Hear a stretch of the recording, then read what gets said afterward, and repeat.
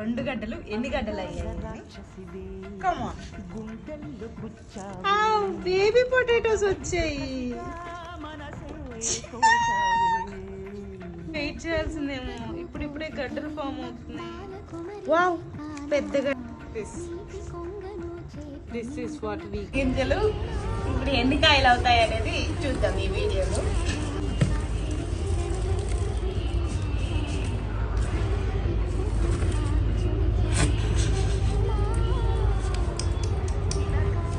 We managed to grow this much.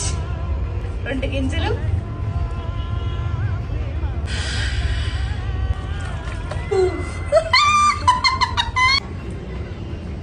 కానీ ఒకటి వచ్చినా మనం పండించుకుంది బాగా హ్యాపీగా ఉంటుంది కదా.